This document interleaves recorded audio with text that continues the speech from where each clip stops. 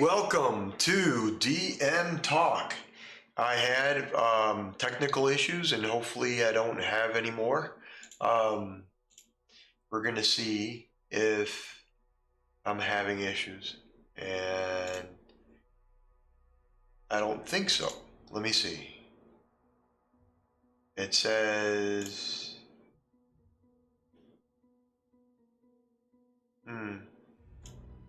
It says I'm not having issues, but we'll see. Either way, it doesn't matter. I'm all good here. Welcome to DM Talk, guys. Tonight we have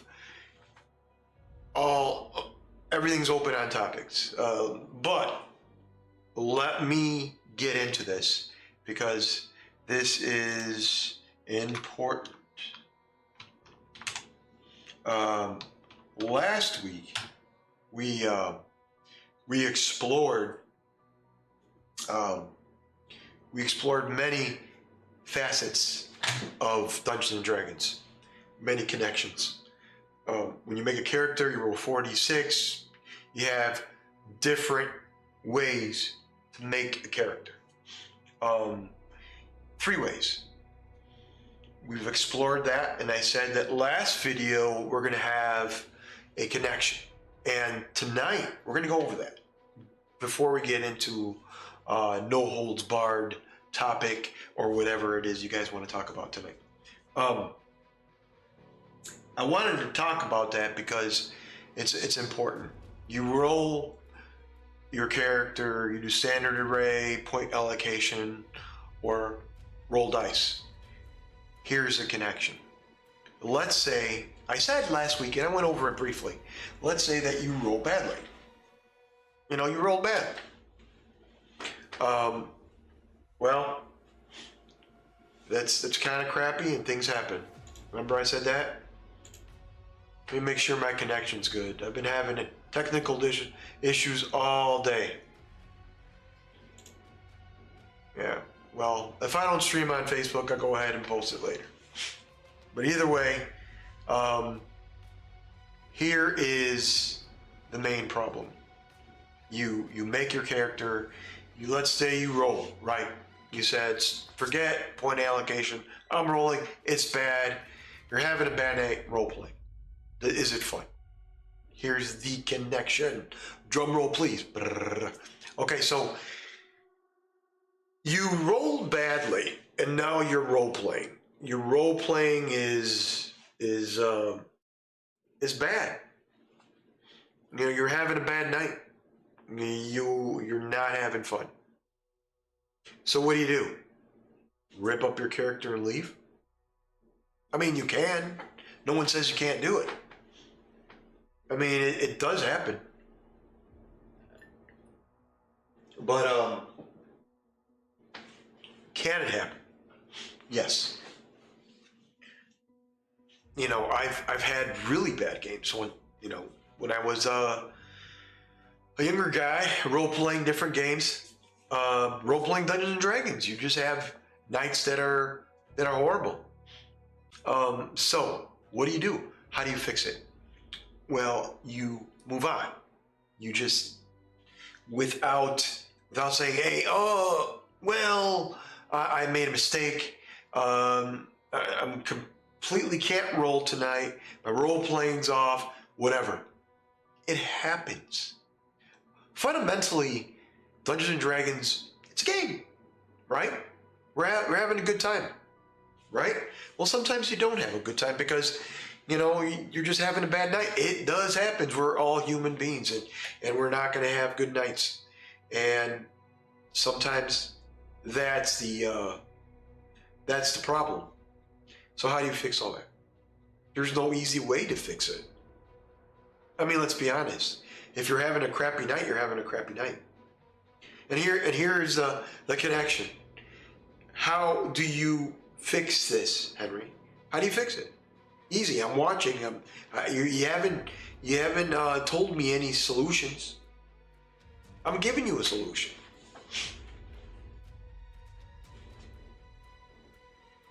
Start over.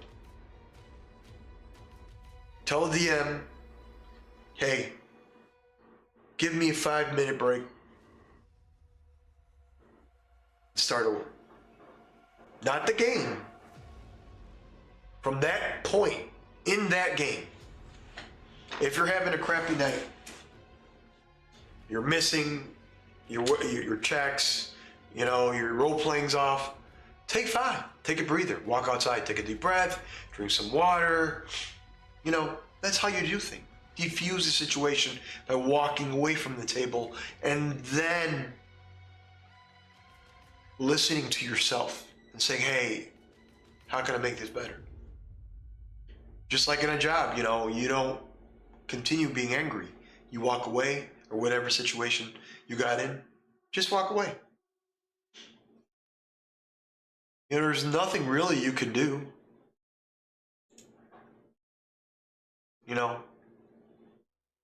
But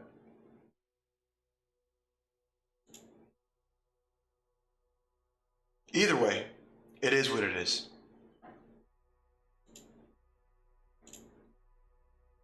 It is what it is, and a lot of times there's a problem when it comes to a situation when you're role playing and things get off kilter. They just boom, they explode on you. Oh well, hell, I'm having a good night. Then you start turning into a jerk, the asshole at the table, the person saying, hey, what's going on? What are you doing? You're not making fun for everybody else because you're having an issue. If you're rolling bad, if you're having a bad night, then you know what? You walk away. You walk away. And then you solve the issue. Problems don't get solved by just flipping a switch or your finger and boom, you're gone. I'm done. I'm going home.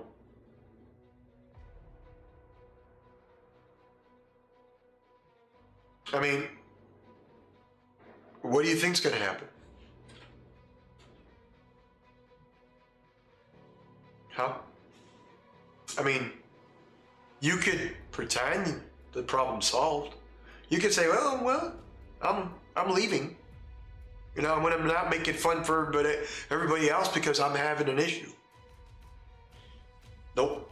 Walk away from the table. Take a deep breath. If you're still having a bad night, talk to the DM and say, you know what? I'm sorry, but I can't go on tonight. I'm not going to ruin everybody else's night. That's what you do. That is my solution. There are plenty of topics we could talk about tonight. And that right there is negativity. Well, let's talk about fun things. We talked about character creation. We talked about what to do if something happens at the table. We talked about all that type of stuff. All right, so let's talk about what is your favorite magic item. There is a crap load of magic items out there. And I'm going to tell you guys, excuse me one moment, I want to let my cat out. She's been sitting in an area for a long time. So one moment. If you can still hear me, good, because I'm still talking. All right. All right. I am back. All right. So that was my creature, my cat. So let's talk about what's your favorite magic item. I mean, do you go out there, you find a Holy Avenger, magic weapon? I know, bag of holding. The bag of holding is my personal magic item. I love bag of holding, and let me tell you why. Because the bag of holding is cool. Not only does it hold 500 pounds, it's just cool. I mean, it solves a lot of problems, especially if you're traveling. especially if you're in a dungeon or whatnot. I'm trying to get comfortable tonight. I don't know why, but I just you find the item and it's cool to have. It's really cool. I enjoy it. Another item that I like cloaks, magic cloaks. I love the cloak of invisibility. I think the cloak is pretty cool. You know, you get like the Hobbit, or even other movies like Harry Potter. Just a cloak or a cloth, and you're invisible. That's pretty cool. I think that's fantastic. I think it's great to have in a game. It intensifies the game even more. It makes it magical. It makes it worth you gaming, role playing.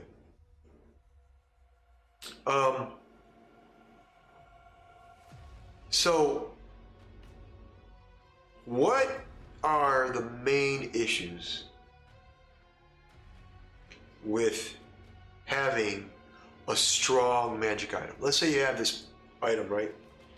Like the one of my players had. In fact, in season 1, he hid it for a very long time, and he wanted to use it. This item, it's opens a fissure in the ground, and it causes your big bad, to have a reaction, to do something. Especially if they're evil, and if something happens, boom. If you don't use legendary resistance, the only way to stop it, once you got 3 resistance, and all of a sudden your big bad is screwed because you got 3, and they got 4 charges, maybe more, if they held those charges. And if you have that big bad could be very hurt. I'm thirsty tonight. Anyways, excuse me. So let's say that you have an item and the NPC ends up stealing it. You forget it somewhere. Have you ever done that? You went into a tavern and you have your items or whatever, weapons, whatever it is, and you just misplace it. Yeah, the DM knows. You don't. So what do you do? Oops, I screwed up. So you're adventuring in a dungeon and you're like, oh man, I don't have that bag of holding anymore. I left it at the tavern. I got too drunk, or I did whatever. I don't know what's going on.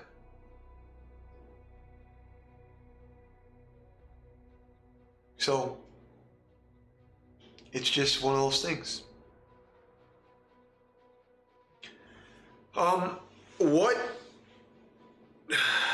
What is the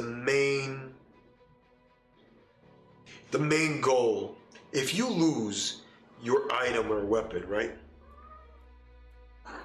There is my cat.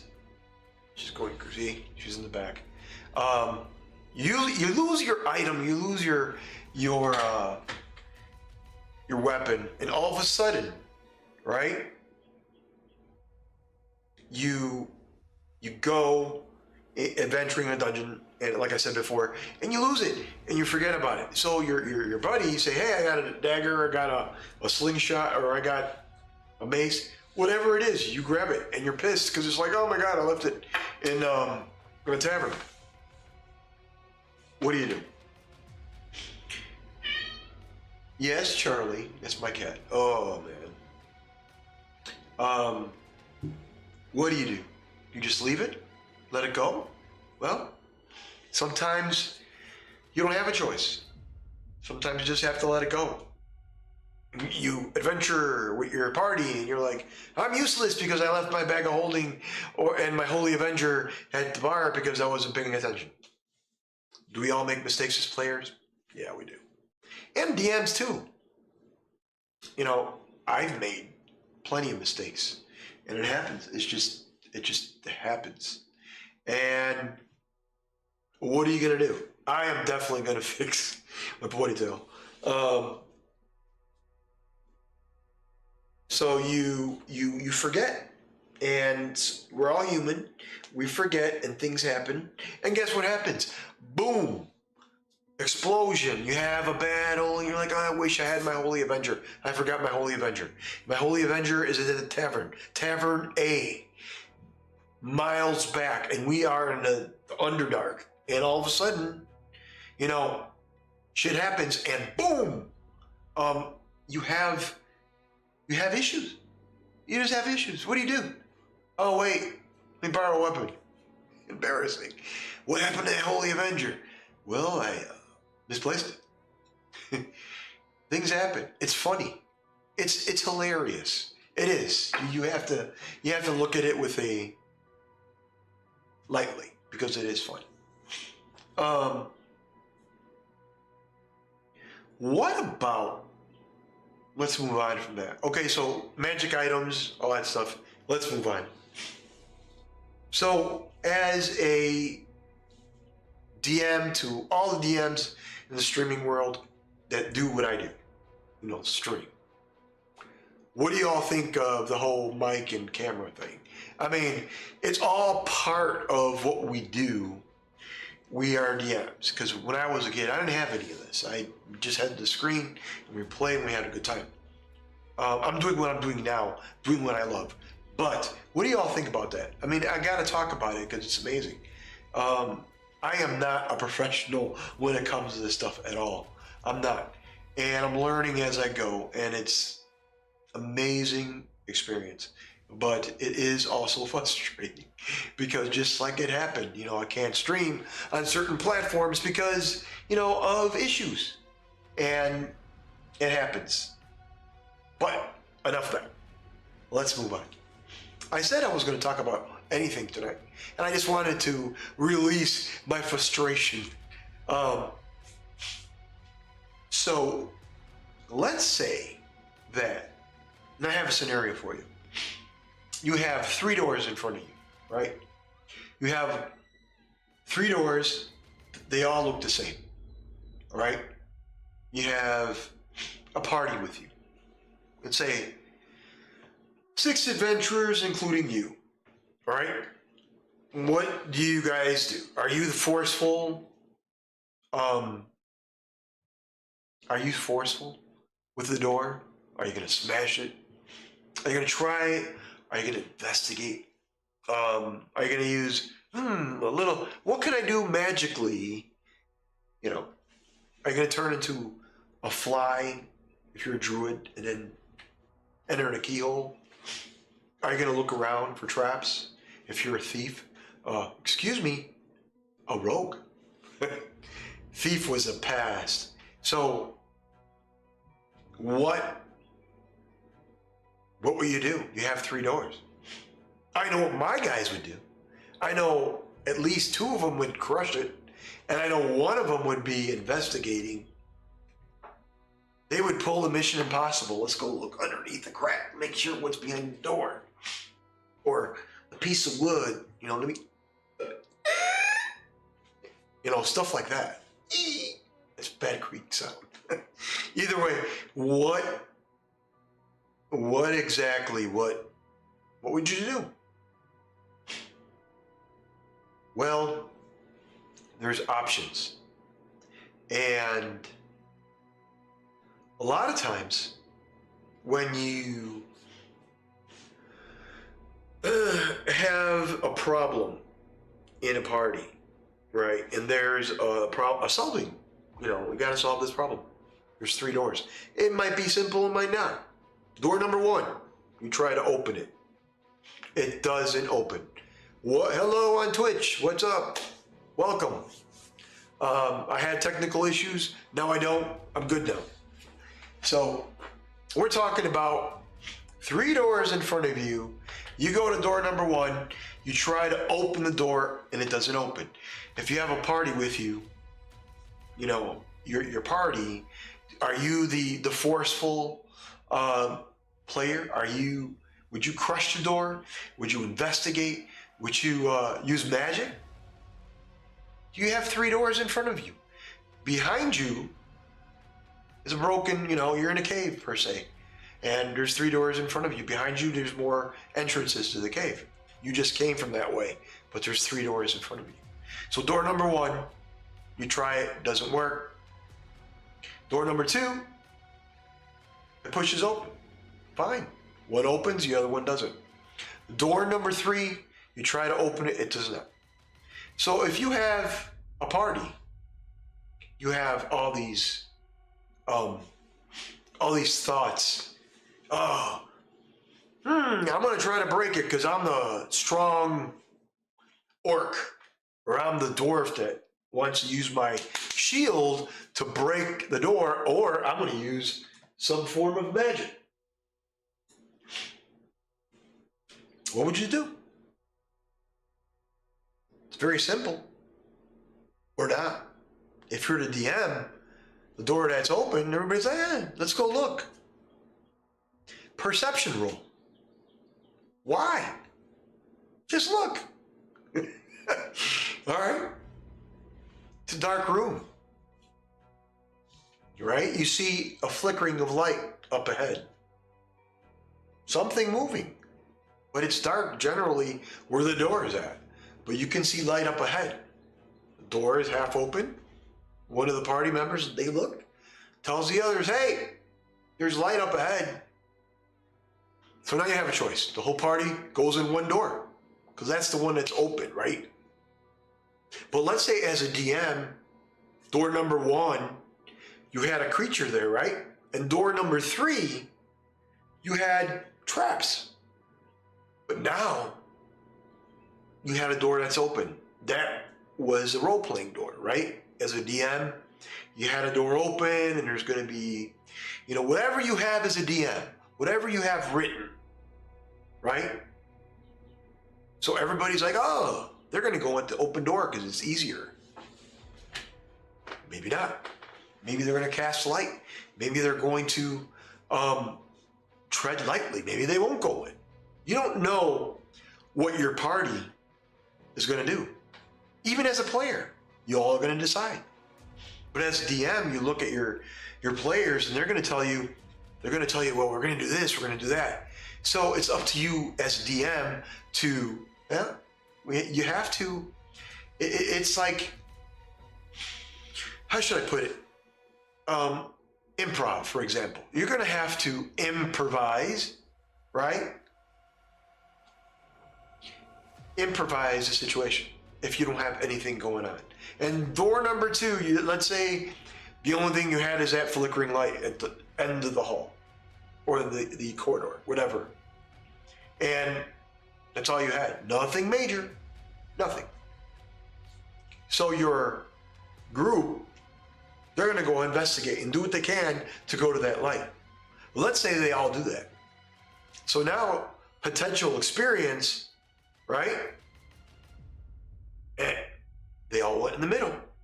They're all going to get experience doing whatever. But the point is, they could have fought creatures. As a DM, you have to be prepared for that. Because now, if you had creatures under certain areas and they don't go there, it's not your fault. It's just, you can't, literally, you're not psychic. You're not going to know what your players are going to do. But as a DM, there are tall tale signs that you can see what your players are going to do. You should know your players, period. Like I said, you're not a psychic. You're not going to know all the time. Excuse me. You're not going to know all the time, but you need to understand the situation, understand what everybody is saying, listen to them. These are my tips because sometimes I get into the scene and I have a tendency myself is to move on. And sometimes players don't want to move on. They want to, whoa, you're going a little bit too fast. Like I said, we are all human. You make mistakes. Well, players make them too. They make a lot of mistakes, and so do DMs. Both player and DM, man, and it's cool because you're having fun. As long as you're having fun, and in the process, it's fun. But I was saying, listen to your characters, understand the situation, and then be clear on what you're saying so they can understand, and then they can say, I'm using a perception roll, I'm using a light spell. If you have a magic user or whatever magic base character is there. Oh, I'm going to investigate the area. The mage use a light spell, they investigate the area, they see a chandelier above them, crystallize, there's a lot of money in that, so they can say, we're going to go ahead and try to get the crystals off the chandeliers. You never know. Because, and especially for dungeon crawling, players, they're going to do crazy shit. They will do it. It doesn't matter what you plan for. They're going to do crazy stuff. So, as you progress along, they're going to say things that you may not think is proper.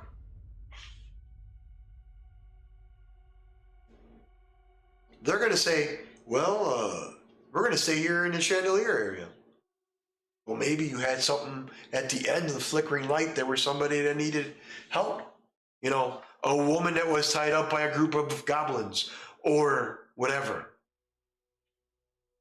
Or maybe a cave dragon is in there. A wormling. A band of goblins holding a human, tying up a human, or whatever situation you put it in, is interesting. But nothing's going to happen yet because they are messing around with the chandelier. Because think about it, players are going to be, well, we need jewels, we need something. We don't have a lot of gold pieces, so we need something to sell so we can get better weapons in town or so forth. And they're going to think like that. They're going to think as a party. That's what a party does. So as a DM, you're going to have to be prepared for that. You really are, because sometimes they go off kilter. They just boom. And if you have a big fight in your head, you have this epic battle and music, the goblins have their bows. You're not going to kill this human we are. We're going to kill this human now. She's a princess from a faraway land, and we're going to kill her. You had all that planned, right? And they're screwing around with the chandelier. Not 5 minutes, 10, 15, 20, and they're searching for traps or whatnot. They stay there probably for an hour. Let's say they stay there for an hour. And let's say you're doing a one-shot, right? A one-shot is timed. Time management is important when you do a one-shot. And that's just all part of it. Sometimes shit does happen. Shit does happen and players are not going to move. So make them move. The ground starts to shake. The chandelier, you can see that it's held up, right? By a very, very thin rope of some kind. It's breaking. What are you going to do? Oh, move out of the way. Okay. You do that. Boom. It shatters. As it shatters, you hear an echo up ahead. A scream. An arrow flies past your ear. That's what you hear. You get things rolling. You move. Does it happen all the time? No. Because players get brain farts and they're like, oh, but DMs do too. You might be tired. You might be overwhelmed. You might be whatever. It does happen. But as long as you're having fun, and if it doesn't progress, and everybody's having a good time, that is the key. We're going to go move on.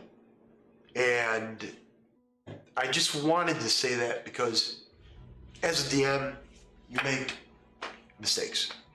No one's perfect. No one is. I don't care who you are. I don't care if you've been DMing for years or you're new. It does happen. And why? Because players catch you off guard. They say the most god-awful things sometimes. And they say things that are very wild, or do things that is very wild. And you're going to have to be prepared for it. Are you the one that's going to be prepared? Are you the one that's going to listen to your players? Are you the one that's going to understand the situation? And last but not least, the most important. Not only do you have to do those things, you have to learn to move on, to move things forward. Because if they don't go forward, you're stuck in a rut. I've been DMing for a long time, and I've had games where nothing went anywhere. Because it happens. It's like you're watching a 24-episode show, right? And by the 24th episode, you think that finale is going to get you hooked to watch the next season? And it doesn't. It was shitty. It was bad. It happens. The next topic is another connection to last episode 5 of DM Talk. And we said rolling dice, right? I know. It's all part of it. It's all part of the player, which I just described, and the DM making mistakes and so forth. Now, this is important. Let's say your whole party, they make rolls, right? They all decide all together, we're not doing standard array. Screw that. We're not doing point allocation. We want to roll. We want to roll. Not only do we want to roll, we want to do it old school. We want to roll our strength first. And we're going to go down the line, right? Ability-wise. And what I get is what I get. We're not going to roll twice. We're going to roll once. Let's say you roll 4d6 and you get a crappy number. And you go down. Crappy number again.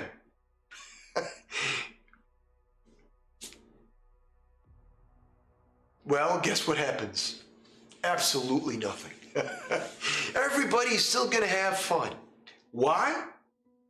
Because as long as everybody in your party, everybody in your group, on your table, whatever, at your table, everybody at your table, if they're having fun and you're having fun, that is the key. Fun is the key. And if they all agree and you agree, cool. You've seen all the roles. You've witnessed them. You didn't look at D&D Beyond and say, hey, look, I got everything on here. You know, roll. It's fun. It makes the game entertaining. It makes the game engaging. It makes the game not dangerous as well, because if you are a fighter and you have low skills, low abilities, that's going to put you in a very bad place. With saving throws, that's going to put you in a bad place. Well, mind you, maybe not, depending if your constitution ability score is high. But for a fighter, dexterity and strength, the abilities are very important. And if they're low, oops. When I played the white box, I played a fighter, and we did it that way, and I rolled badly. My strength was very low. I don't remember the exact number, but it was very low. My strength and dexterity were very crappy. My intelligence was high. My constitution was high. My wisdom was high. Everything else was low. The main abilities that I needed was completely low. And you know what? It was fun. It was probably one of the best games that I've had as a player. In my friend Anthony Yanis's game, it was wonderful because I played. This is how I role played the fighter. I pretended. I had this illusion, right, that I was a big, strong person, and I wasn't. So I wore a cloak. I always had my weapons hid, but my mouth was good. I role played a lot, and that's what I had. I talked and I walked, but a lot of times I had my party members, my friends, help me out. My sling did a lot more damage than my dagger. I know I mentioned this character before when I first episode 1, when we first talked about it, but the most important thing is the fact that if you roll badly, to move on. This is how I'm going to tell you all. Move on. All right? Have fun. Those are keys right there. Thirdly, if your ability scores are crappy, do what you got. Role play. Understand the situation and role play. If you are a wizard, right, or a sorcerer, and your ability scores that you need, for example, charisma, is low, so what? So you're a bad mage.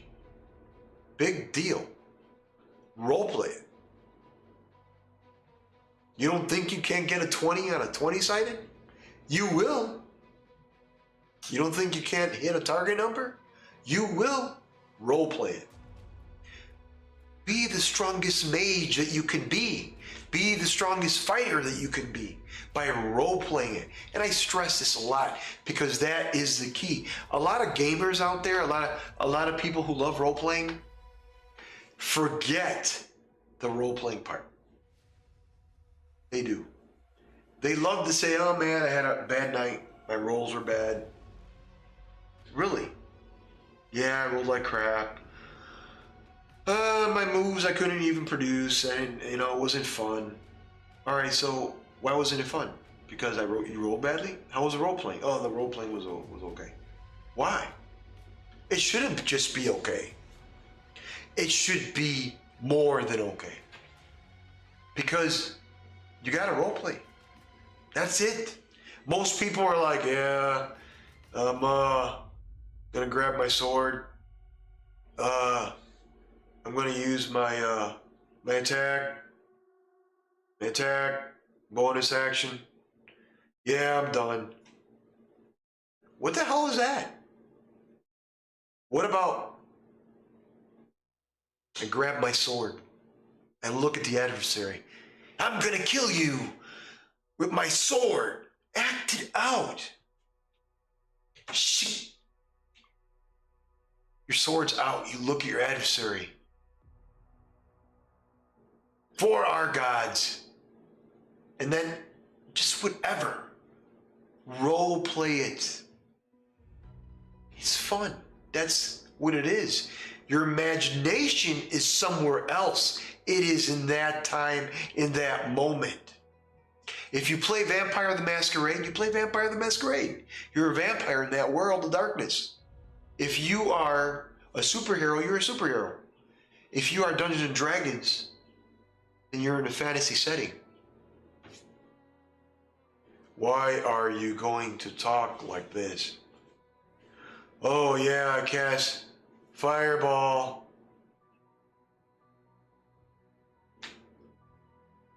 What the hell? Why bother? Why bother even showing up? A lot of people do it. Or you get players that do this. Hang on a second. I don't know what I'm going to do. Really? This is combat. What do you mean you don't know what you're going to do? I don't know. I've got my, I'm playing an Echo Knight, and I don't know where I'm going to put the Echo. Let's see. The creature is 30 feet away from me. Oh, man. Oh, Lord. And that's the other topic I wanted to bring out. Know your character. As a player, know your character. There's one thing that really just puts me in a pickle and puts me in a position where I'm like, it's frustrating. Know your character. What are you playing? If you're playing an Echo Knight, you know you're going to manifest an Echo. You know what it does, then do it. You know what it does at later levels, at higher levels, if you go that far. If you're starting at level 3, you know what you can do. If you're starting at level 5, you know what you can do. If you're playing a fighter, you know what you can do.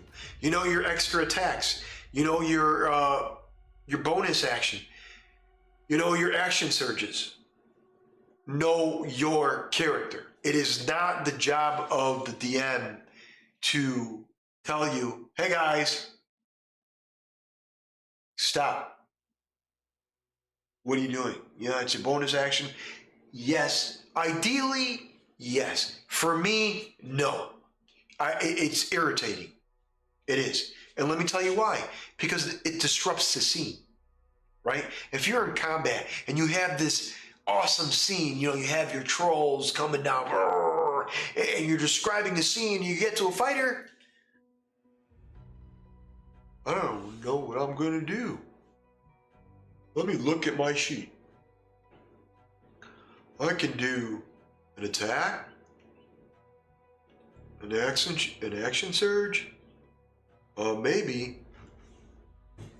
If there's 6 players, and in the initiative, counterclockwise or clockwise, if you are the 5th one out of 6 players,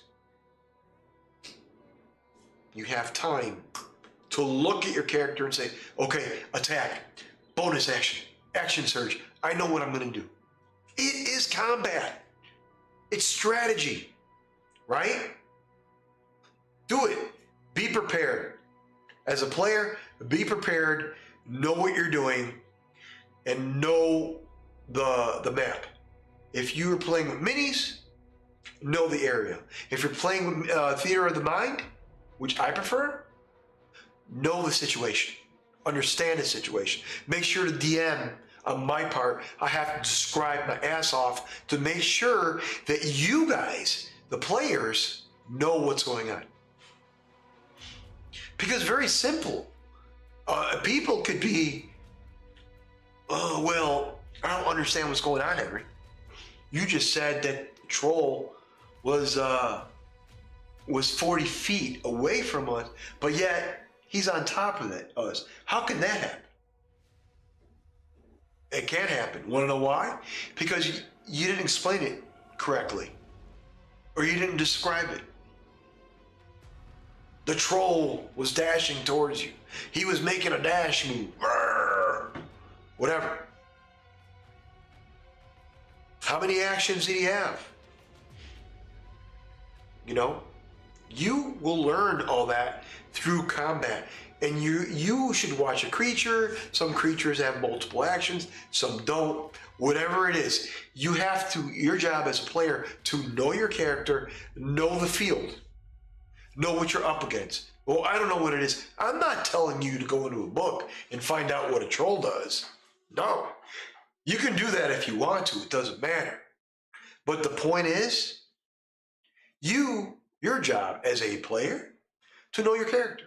It is not the DM's job to go to every player and say, hey, what? Come on. No, you're doing that wrong. No, you're doing that wrong. No, you're doing that wrong. No, you should have bonus action. You know, that is stupid. That is my opinion. It is stupid. It disrupts the scene, disrupts combat, slows things down, and will, and I repeat, will mess up your game as DM. I don't care who you are, how long you've played, how long you've been in the streaming world, how long you've been an entertainer, how long you've been a voice actor. It doesn't matter. You know what matters? What matters is when you're role playing, right? When you're DMing, you do these things, you describe the scene, and your player should be ready. Okay, initiative. You go, players go, then creature. Clockwise. Player 1, go. Player 2, go. Player 3, go. Move, move, move. I guess that's why I really, really dislike initiative. And I like group combat. But that's another story.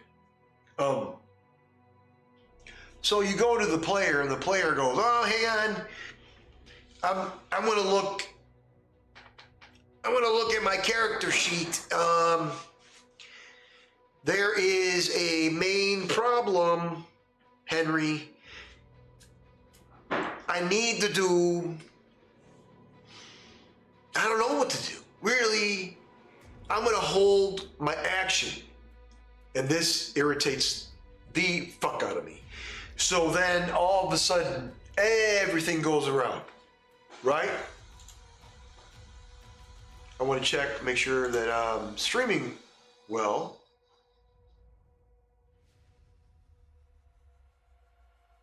All right, good. We are streaming well. Okay, so you go around, and then by the time the guy that held its action, player number 1, right? I'm going to use my sword, and then I'm going to use my bonus action. Wow, it took you that long, right? So what do? You sit back and say, huh, let's move on. No. Those are the things that players, as a good player, should understand. Know your character. If you're gonna play a character you've never played before, I can understand getting the kinks out. I've never played a paladin before, so I'm not sure a few things. I want to try to. Okay, cool. You've never played a paladin. I get it. Get the kinks out.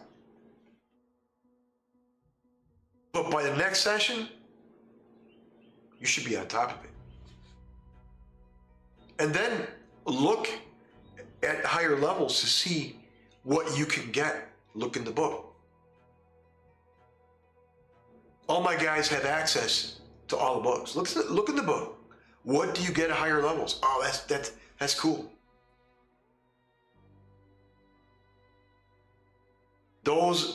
That's the way to role play. Because if you don't know your character at higher levels, how are you going to role play your character well? And when you're in a situation, how is that situation going to get any better if you don't know what you're doing? And I'm not talking about, this is simple. You don't have to be a rules lawyer, right? You know how many actions you have, right? You know what the basics are. It's not hard. And I'm asking to look as DM to the players, I'm asking them guys to look up your character. That's it. If you don't know what you got, the app on D&D Beyond is simple. It'll tell you how many actions you get, how many attacks you get. Period. It's not hard. The problem is that people overcomplicate things. But again, I'm not picking on just players. DMs too. Yeah, we overcomplicate things. It happens. You have a big battle, there's a lot going on, And one person's like, I want to do this, I want to do that, blah, blah, blah, blah. And all of a sudden your mind's going all over the place and you mess up.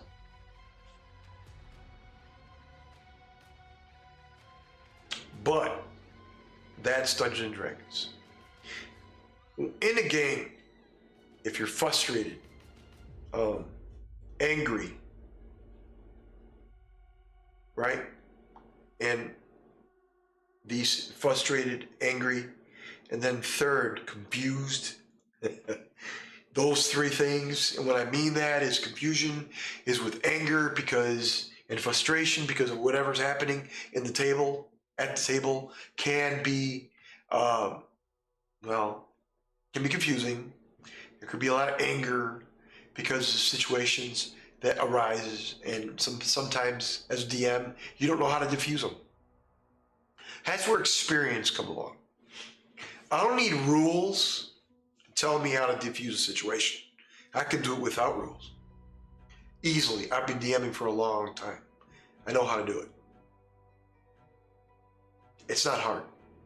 The problem is how you do it. You don't want to be an overbearing a-hole, number one. Two, you want to diffuse a situation, right, with calmness and act like you know what you're doing. If you don't know what you're doing and you act like, oh shit, maybe if you're confused or you hesitate, then don't even try it. If you're going to try to diffuse a situation and you know how to diffuse it, hit it hard. But you have to look at the situation, assess the situation, and then understand what's going on. That's where the rules come in. But when I said I don't need rules, because you don't, because role-playing is role-playing. And the problem is with players now, and even DMs now, is they try to diffuse, hang on, but in the player's manual, DM's guide, it says to do this.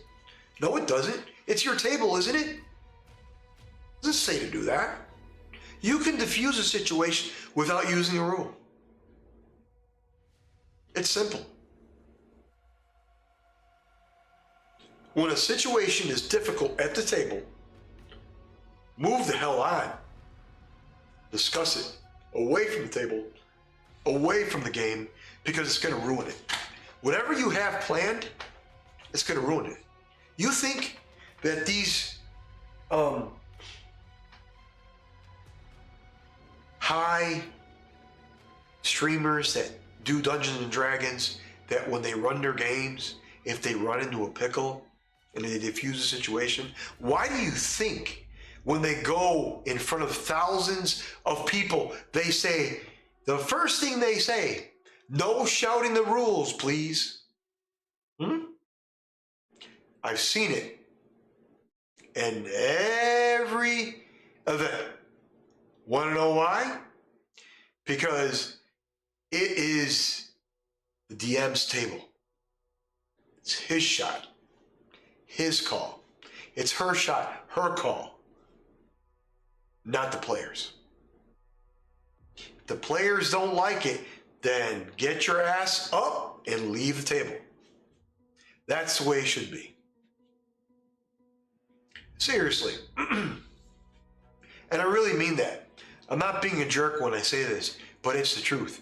You can watch big streamers, big time, and the first thing they tell the audience, don't shout out the rules. It's the first thing they say to the audience. Why? Because there's somebody in that group that may not like what they're watching. Because it's not in the DM's guide or in the player's manual or in some other book that they had in the D&D world. Nope, that's not the way it's run. That is not fucking role-playing. It's not role-playing at all.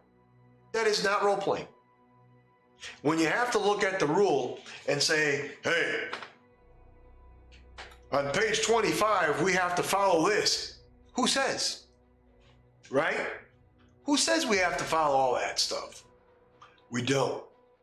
Now you're going to say, well, for you to be a competent, and this is my next topic, for you to be a competent DM, you have to follow page 45 and blah, blah, blah. No, you don't.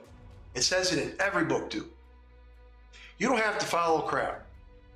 Role play. Assess the situation. Diffuse the situation by moving on. Content, your story, is number one. Players being happy and having fun, that's intertwined. That is the way I do things. Now, you may disagree with me. Henry, you're full of shit. No, you're wrong. No, that's not the way it's done. Well, yes, it's the way it's done. Because if you describe a scene and you have players who, let's say they forget to do a bonus action, right?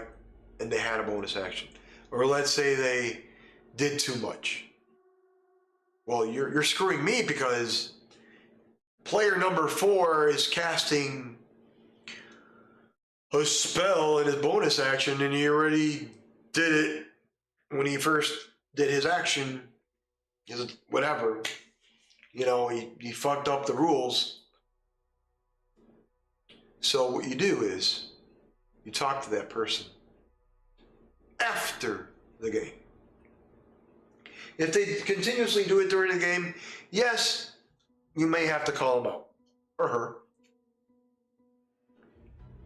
But the problem is, I almost dropped the glass, excuse me. The problem is, when you do that, it causes problems. It causes animosity. It